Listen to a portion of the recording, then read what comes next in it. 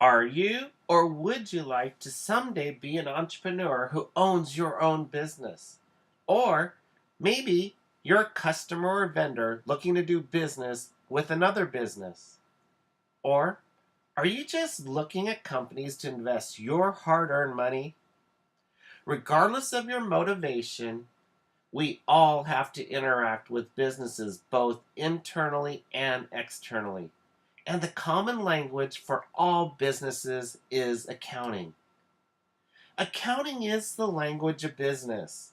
No matter if you're reviewing a business financial condition, profits and losses, or cash flows, you have to understand accounting. Accounting is a system that takes financial data we call transactions, records, classifies, sorts, and summarizes for meaningful information for good decision making. We take this information as business stakeholders and we rely on it through 4 financial reports to examine the financial condition and performance of that organization. These 4 statements are the income statement, which is a periodic statement showing the relationship between revenues and expenses, the statement of retained earnings, which is a periodic statement showing the earnings that owners of the company have kept in the company, the balance sheet, which is a point in time or financial snapshot of the financial condition of the company, and the statement of cash flows, which is a periodic statement of the sources and uses of cash. Each one of these statements tells a different aspect of how a business is doing. However, all 4 of these statements are related. In this class, we'll be starting at the beginning as to how this information is developed. All 4 of these financial statements are developed through the accounting equation. The accounting equation of assets equal liabilities and equity is the basis of all the accounting that we'll be doing in this class. Now we can break this formula down to assets equal liabilities plus common stock plus revenues minus expenses minus dividends. The common stock, revenues, expenses, and dividends are all part of equity. Now to illustrate the use of the accounting equation, let's go look at some of the problems that we have in the back of our chapter.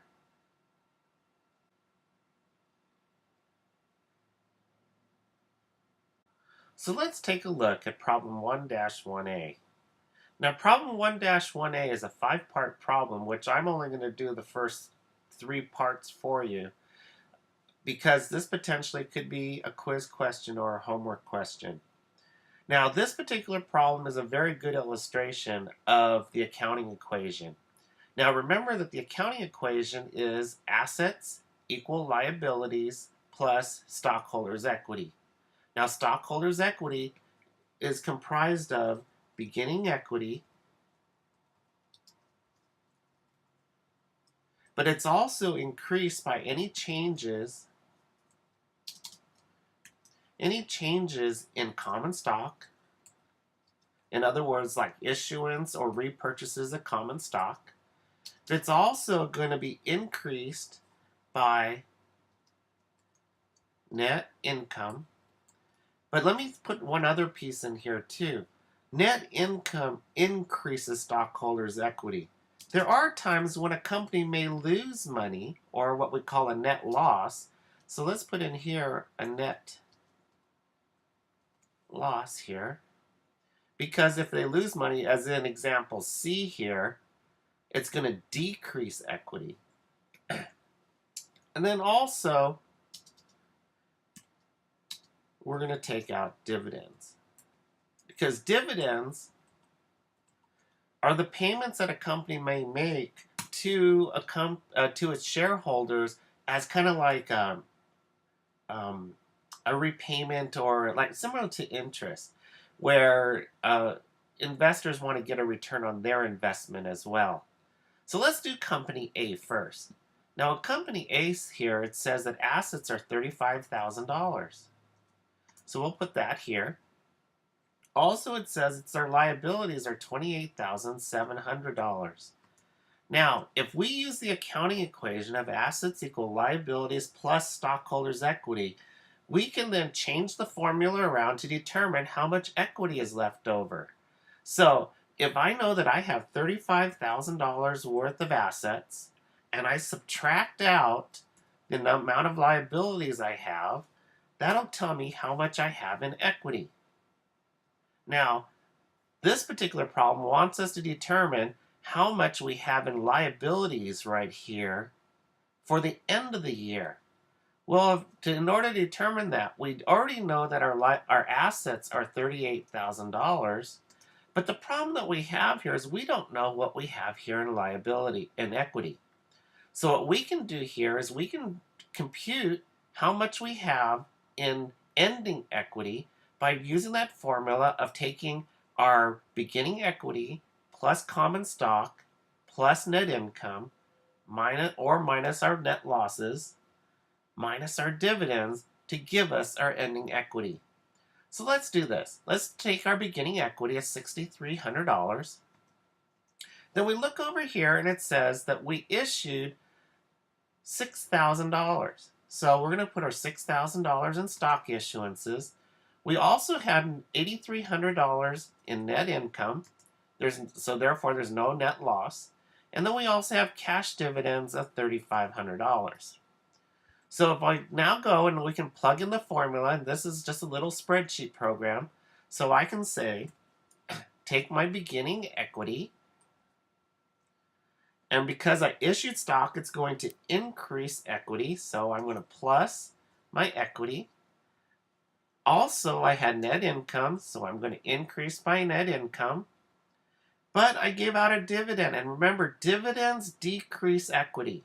So therefore, I'm going to subtract out the $3,500. So therefore, I get ending equity of $17,100. So then if that's the case, I could plug it up here at $17,100. Now, I can go here and I can do the exact same thing that I did for my beginning balances to find equity. Now that I know what equity is, I could come up with a formula that basically says, take my assets, subtract out my equity to give me how much my liabilities are.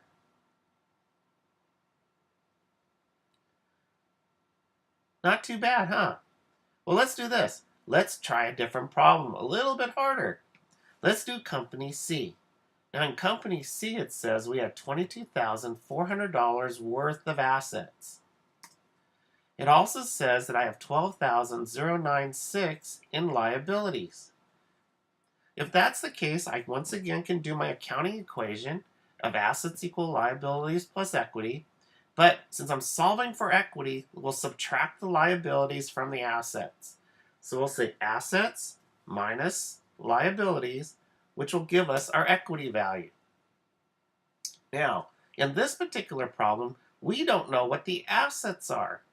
So therefore, we know what the liabilities are, which is going to be $12,475, but we don't know what our equity is because we have to compute it. So therefore, let's go down here, and our beginning equity is $10,304. We know that our stock issuances are $9,750. We know that our net loss in this case is $1,194. Our dividends is $5,875. So that we can come up with a formula here to figure out how much is our ending equity. So let's take our beginning equity again. As we said in the last example, stock issuances are going to increase our equity. Now here's something though, is that we had a loss of $1,194. Well, the loss is going to decrease equity. So I'm going to do a minus. And then finally, we did pay out a cash dividends of $5,875. I'm going to decrease that as well. So therefore, my ending equity comes out to $12,985. So I can go place that here, $12,985. Now, if once again here, assets equal liabilities plus equity, I know what my liabilities are, and I know what my equity is, I should be able to add the two together. So I can create a formula that says take my liabilities plus my equity, and that gives me how much I had in my assets at the end.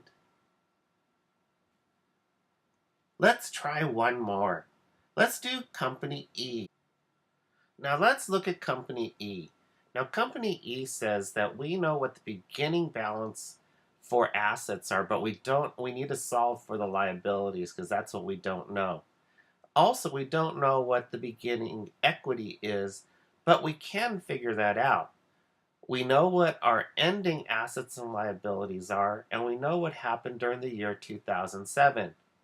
Now, what I did in this particular company, though, is since I've already done Company A and C with you, what I wanted you to do is to be able to see how I came up with the values here to determine what the beginning equity was for December 31st, 2006. So in essence, this 19,110 was an unknown because we needed to be able to find it for this value over here. So let me walk you through part of it. 1. The ending assets was 104,880 as this was given in the problem.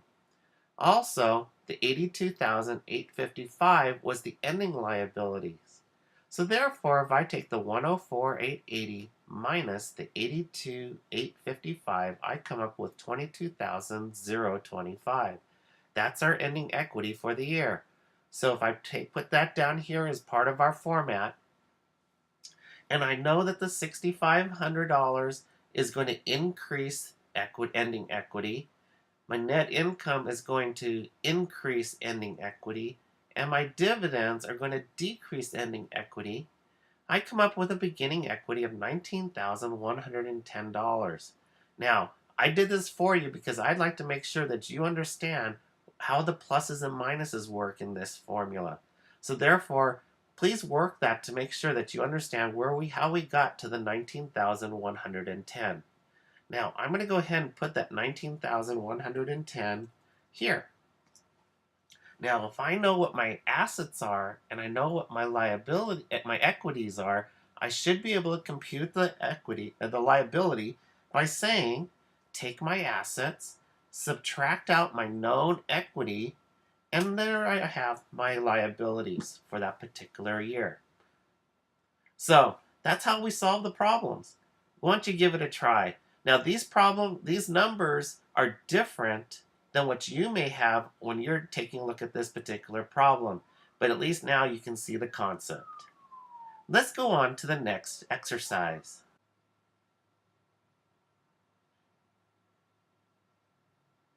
So let's look at exercise 1-11. Now 1-11 is an exercise once again to demonstrate the accounting equation, but this time what we're going to do is look at specific transactions, and we want to look at those transactions to how they relate to the accounting equation. Remember, assets, liabilities, and equity have to stay in balance within our accounting equation. So let's take a look at this, and then we'll make sure that we're in balance. Now this particular problem says that they want us to do this accounting equation and break out the categories over here based upon cash, accounts receivable, equipment, accounts payable, common stock, dividends, revenues, and expenses. So what I did is I created a little spreadsheet that showed here's my assets, my liabilities, and equity. My assets are cash, receivables, and equipment. My liabilities are accounts payable, and my equity is the common stock, the dividends, and the revenues and expenses. So, as we said, that each one of these transactions should have a minimum of two entries into our little spreadsheet. So let's look at letter A. Letter A says the owner invested $60,000 cash along with equipment of $15,000 market value in exchange for common stock.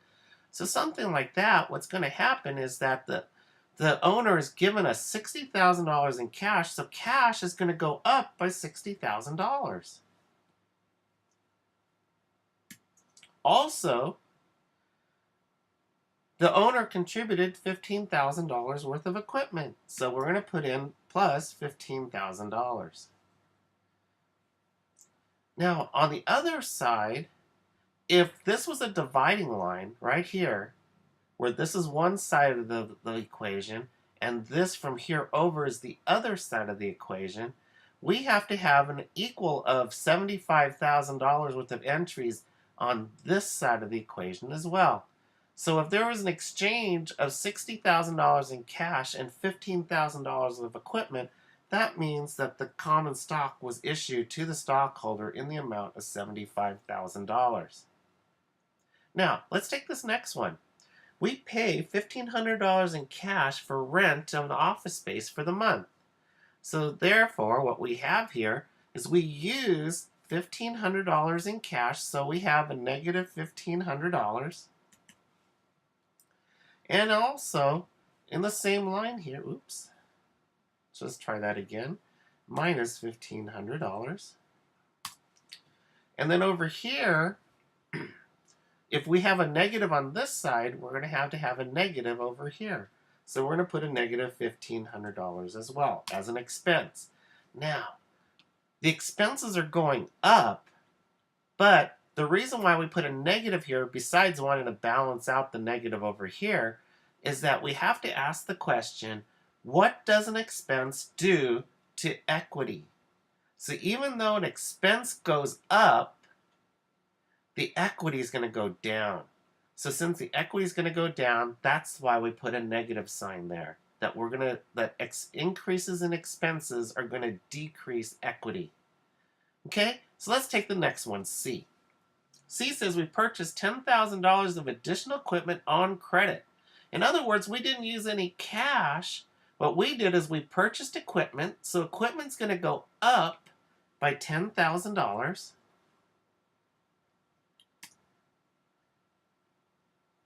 But we didn't pay for it yet.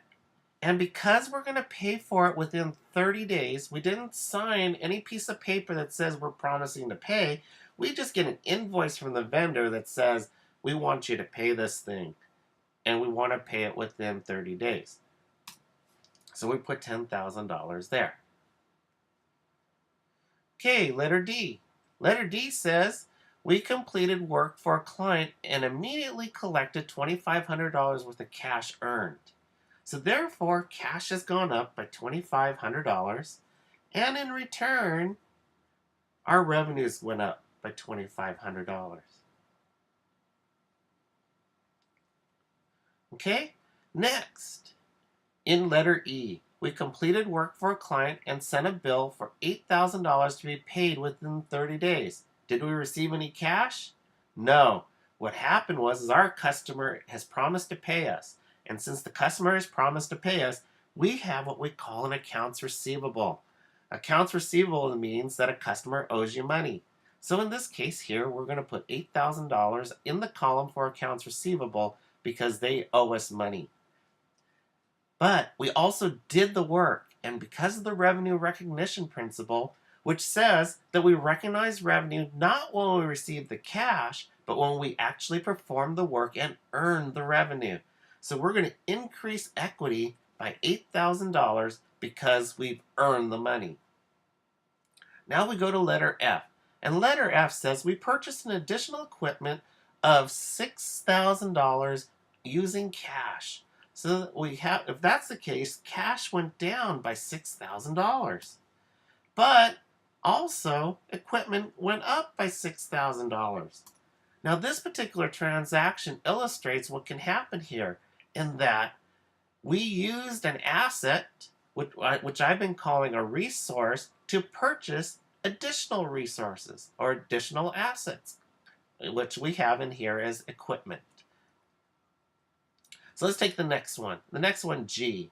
It says paid an assistant $3,000 in cash as wages for the month. So if we paid wages for the month and we paid cash, cash is going to go down by $3,000. And because it's a salaries expense, a cost that we incurred the benefit of that employee doing the work, we're going to decrease our equity by $3,000. Next, take H. We collect $5,000 of cash on account from transaction E. Transaction E is this $8,000 here. We're going to collect $5,000 of it.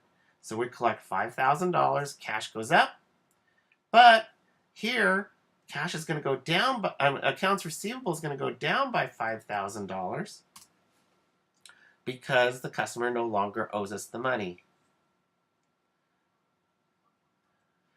The next one, I. We pay $10,000 in cash to pay the liability created in transaction C. Transaction C is this $10,000 in accounts payable. So we're going to pay this entire amount. So we're going to have to use our cash. So we're going to decrease cash by $10,000. But to keep this in balance, we're also going to decrease the liability of $10,000. Finally, the last one here is that in J, we say we pay $1,000 in cash for the dividends. So we're going to decrease cash by $1,000, and we're going to pay out a dividend. Now, the question is it a positive or a minus? Dividends decrease equity. So if the dividend goes up, that means equity is going to go down. So therefore, we need to put a negative $1,000. Now, the question here is, did we do this all right? So let's do this. I'm going to go draw a line. See if I can draw a cell. I'm gonna use Excel, and I'm gonna create some lines here. Okay, so bear with me for a second. I'm gonna draw a line, or I thought I could draw a line.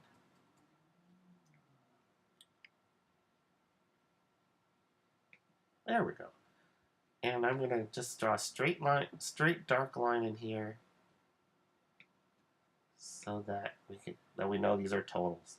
Now, I'm going to create totals here, and I'm going to do this. I'm going to do @sum, and I'm going to highlight all this so that we can get all this math done. Oops. Pushed the wrong button. There we go. Parentheses. And I'm going to go ahead and copy all this along.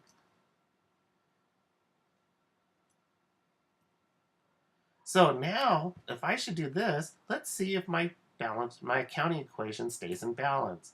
If I take this number, the cash, plus my other assets,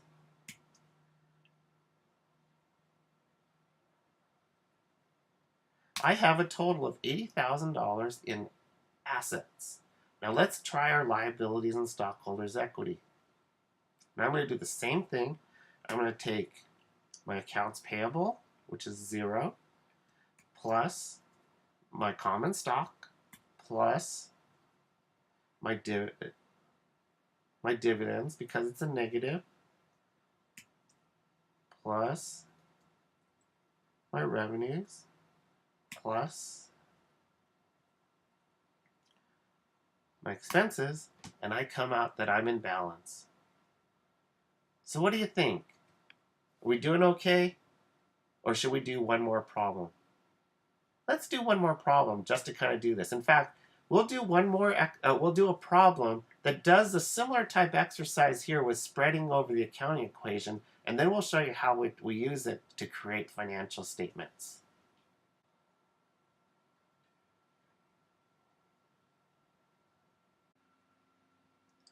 Problem 17A is similar to the last exercise that we just did. And that basically what you had is a series of transactions for the month, and they want you to go ahead and spread the transactions over the worksheet.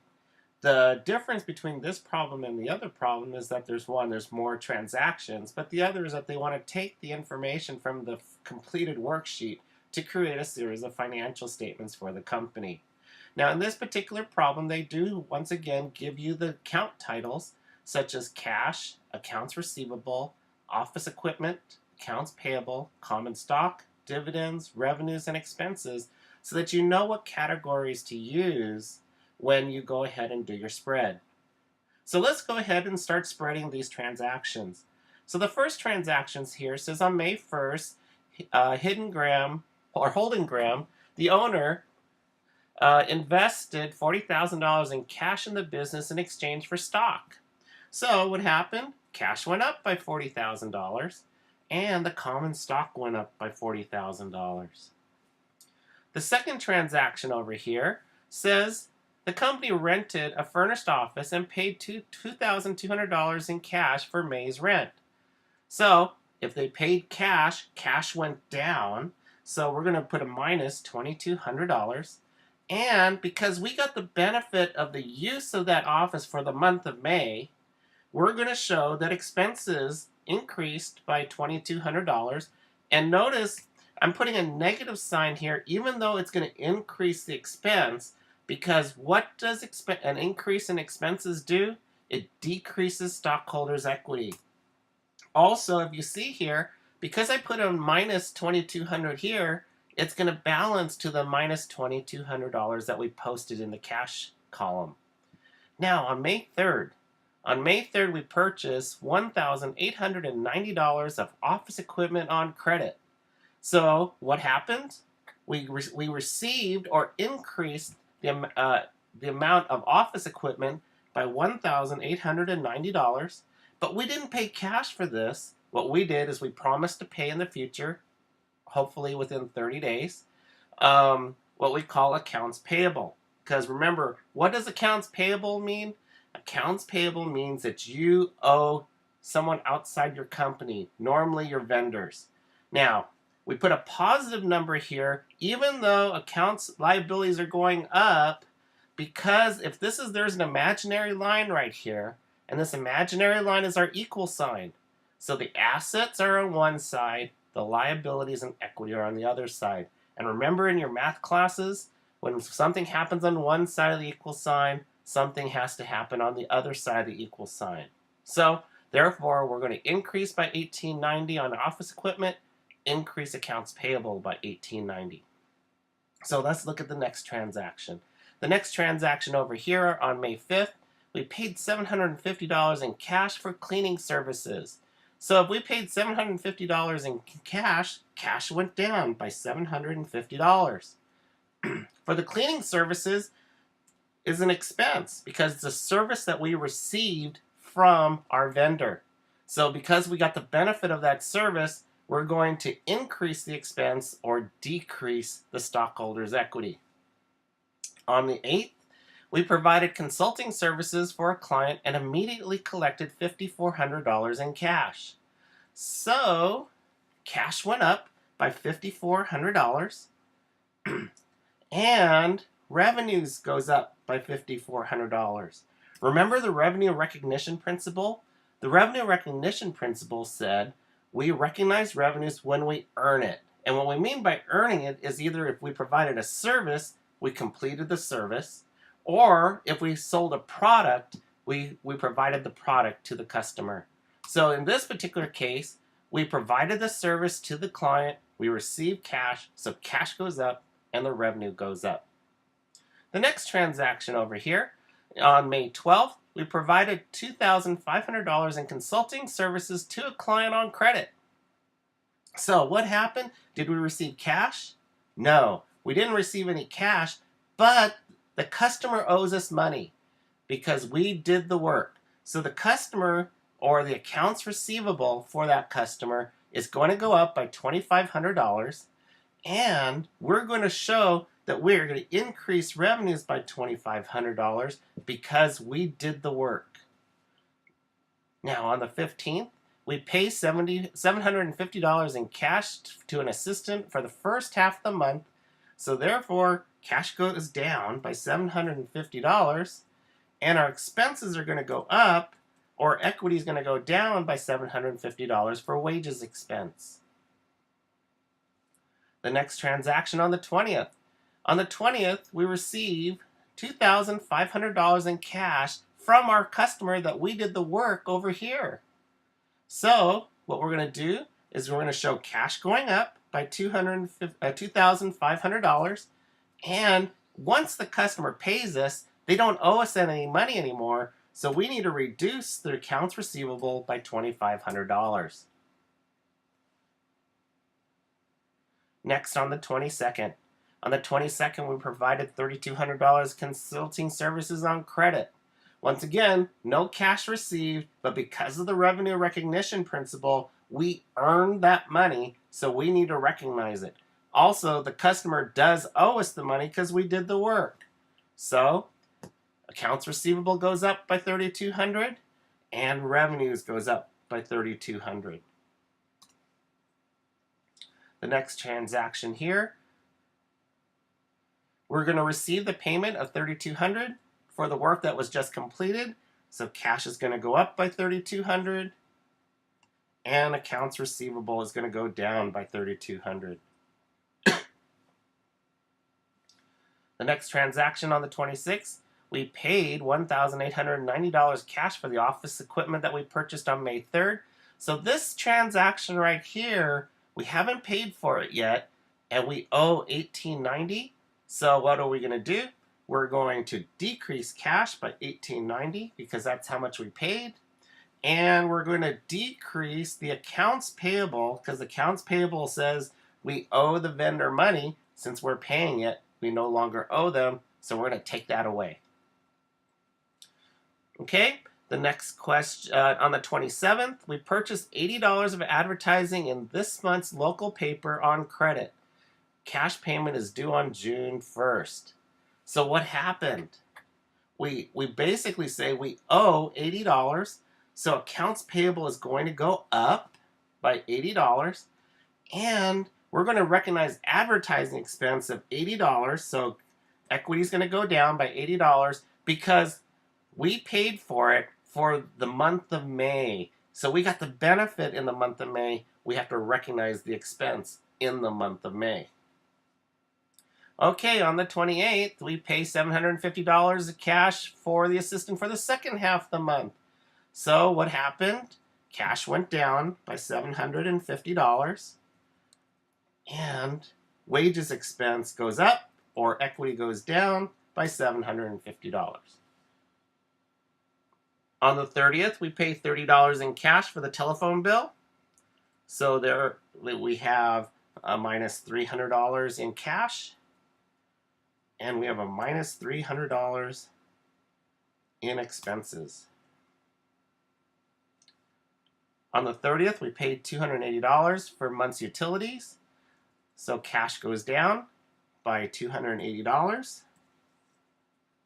And utilities expense goes up by $280, or equity goes down by $280. And finally, the last transaction says here, we paid $1,400 in dividends. So cash is going to go down by $1,400. And dividends is going to decrease equity by $1,400. Now, so though this looks good, we're going to go, I'm going to use Excel here, and I'm going to just draw a line so we know that this is the total.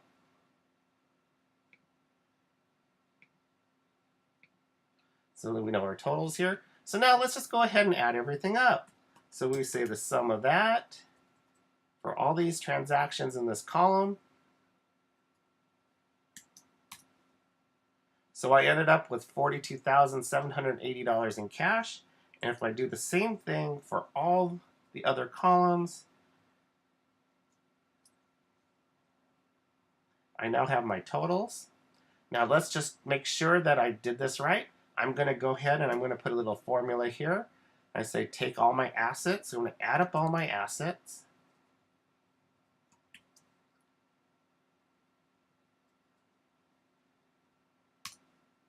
So my total assets is $44,670. Now let's make sure that my liabilities and stockholders' equity agree. What I'm going to do here is I'm going to do the same thing. I'm going to take all my liabilities, starting with accounts payable, and then I'm going to add in my common stock. Now my dividends is a negative, but I'm going to plus it because I'm just going to add them all up.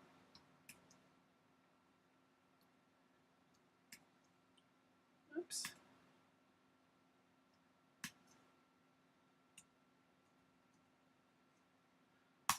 And I come up that my worksheet remains in balance.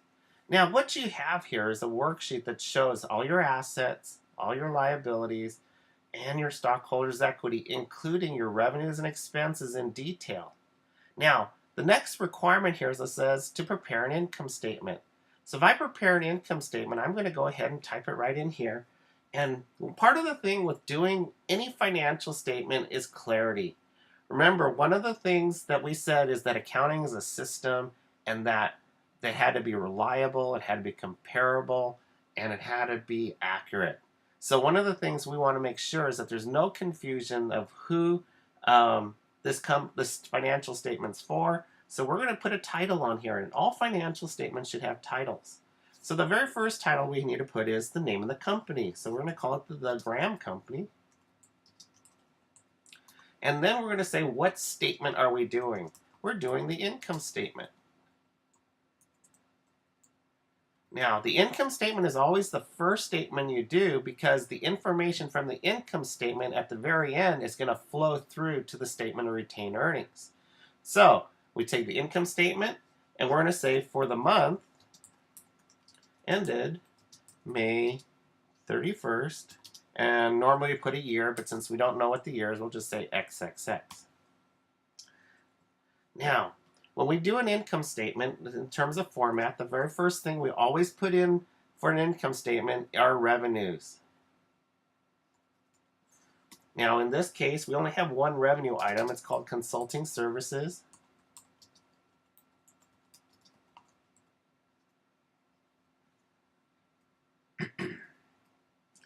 And what we're going to do over here is we're going to put, and notice our consulting service is the same value as over here, the 11,100. The second category in an income statement is the expenses. And in the expenses, we've got rent, we have salaries, we have advertising,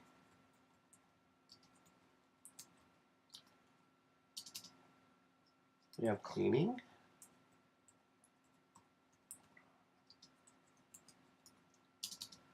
we have telephones, we have utilities, and when we take all that, we have total expenses.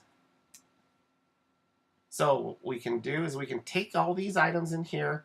I didn't put titles on here, but you can go back and look at it. So what we have here is expenses in the term for rent of $2,200, for our salaries $1,500, advertising $80, cleaning $750, telephone $300, utilities $280. So for our total expenses, what we should have are the totals of this other column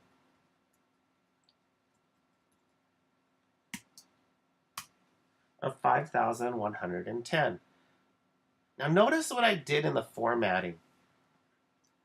This column right here are the grand totals. This column in here is the detail of this $5,100. So when we have numbers, we indent to the left for the detail.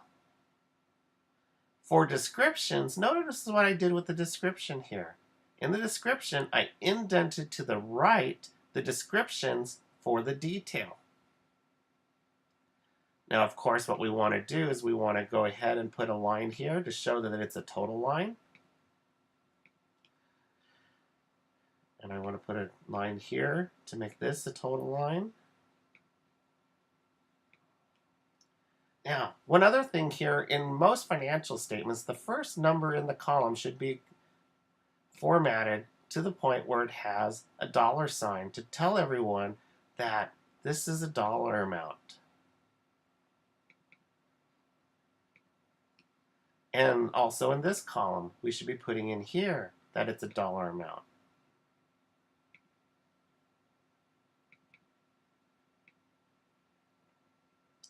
Then finally, the last one we should have here is we should do a formula that says take our revenues minus our total expenses to give us net income. And we're going to call that net income. And that's our income statement. Now, the only other thing that we might want to do on our income statement is at the very end, we want to set a border and we want to put a double underline underneath. So that's our statement of income or income statement. The next statement that they want us to do, and this is requirement number 3, is to do a statement of retained earnings. So let's go ahead and I'll do it right here. And I'm going to say the Graham Company again. Call it the statement of retained earnings for the month ended May 31, 2000, or XXX, since we don't know what the year is. Now, the statement of retained earnings is basically take your beginning retained earnings, so retained earnings on May 1st, XXX. This was a brand new company, and being a brand new company, it was 0. And remember what we had in the formula. Retained earnings are increased by our net income. And our net income numbers, the $5,990.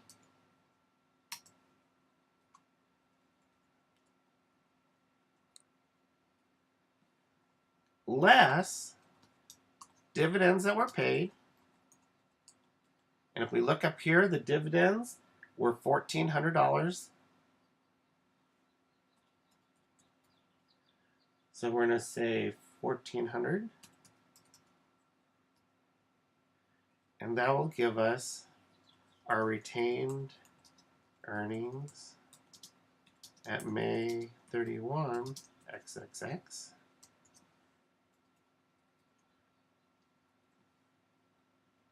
So what we can do here is we can kind of show some stuff in formatting. We're going to do an underline here, and we're going to do an underline here.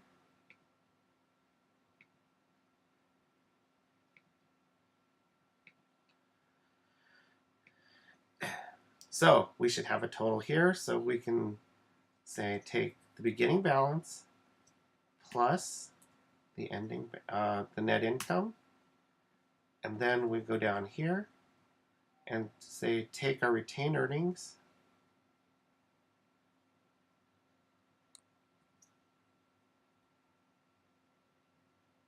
we'll take this number minus our dividends to give us our ending retained earnings. Finally, let's go and put a double underline after our total.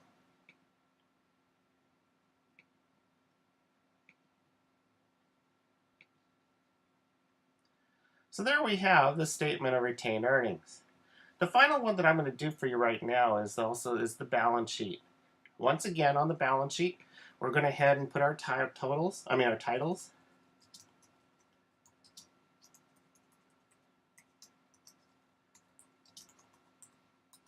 And now this one's called the balance sheet. Now remember, the balance sheet is not a period of time, it's a specific point in time. In other words, a specific date. Now notice here in our other statements here, our date was May 31st. May 31st. So the date of the balance sheet should correspond to the ending date of those other statements, the income statement and retained earnings statement. So we're just going to say May 31, XXX for the point in time. Now with the balance sheet looks basically like the accounting equation. So we have our assets and we have our liabilities. And we're going to have our equity down here. So I need to give some space so you can see what we're doing.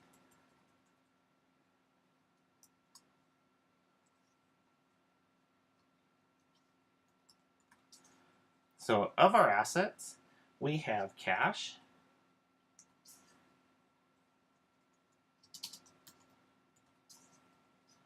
and we also have office equipment. Notice we didn't put the accounts receivable because there was a zero balance. Over here on the liabilities, we have accounts payable. And that was it. And then in the liability, we had common stock. We had retained earnings. So we now can go and we can pull the numbers from our worksheet that's above here. We're going to pull the worksheet, and for cash, I know that my balance for cash was $42,780. And I know my office equipment was $1,890. Then on my spreadsheet, it had accounts payable of $80 and common stock of $40,000. Now, which retained earnings should we use? Well, the retained earnings here, which is the ending balance of account of retained earnings for May 31st, for this specific date, these dates match. So therefore, that retained earnings balance should be the $45.90 that we calculated in the statement of retained earnings. So now we can go ahead and we can do some totaling. So let's put some underlines where we're going to be putting some totals.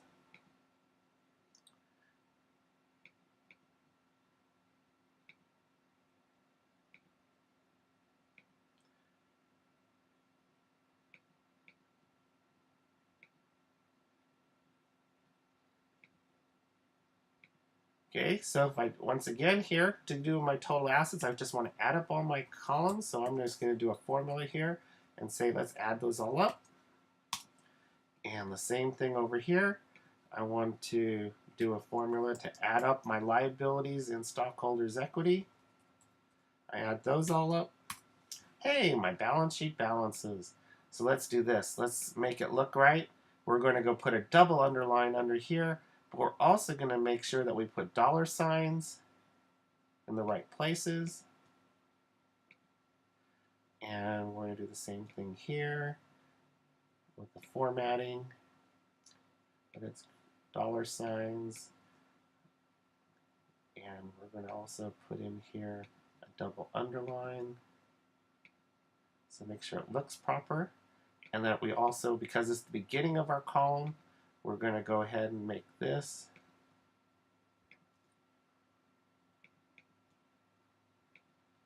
dollar signs as well.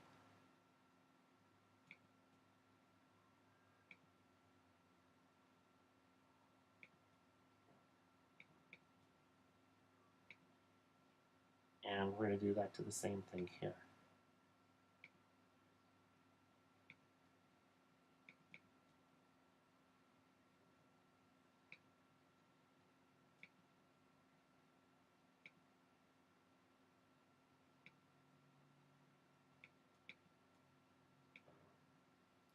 So there we have it. We've done all the requirements. I did not do requirement number 5, partially because requirement 5 is a statement of cash flows. Now, with the statement of cash flows, you have to know the 3 different types of activities: operating, investing, and financing. If you want to take a look at a more complete description of the statement of cash flows, which is in Chapter 12, you can look at the video that I presented in that to do a full description on how to do a statement of cash flows.